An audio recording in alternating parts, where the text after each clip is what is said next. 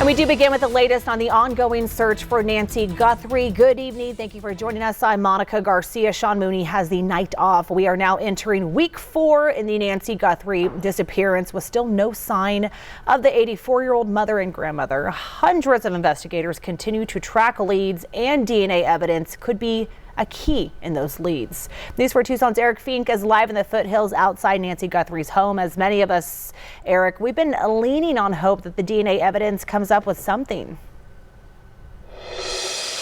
And right now that DNA evidence is being analyzed as we speak, Monica. It has been a quiet day here at Nancy Guthrie's home in the Foothills. We haven't seen investigators today, but earlier in this investigation, investigators recovered biological evidence from Nancy's home.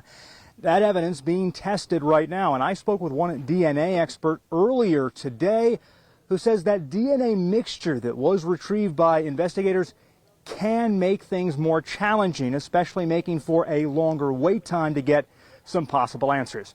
The Pima County Sheriff's Department says a mixture of DNA was taken from Nancy Guthrie's home, but because it's a mixture and not DNA from one person, PCSD officials say there can be challenges separating that DNA.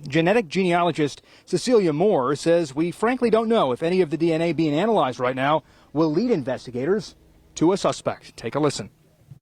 I was hoping that it was going to be just Nancy's DNA and an unknown male, because that almost certainly would have been the perpetrator if, depending on the type of DNA it was. However, if there are more than one unknown individuals in a mixture, then it gets much more difficult. And they might have, more than 2 people in this mixture, perhaps 3 or even more. And Moore says if investigators are able to isolate an individual's DNA in this case, she believes that could be a game changer to cracking this case. We're live in the Foothills tonight. I'm Eric Fink, News 4 Tucson. Monica.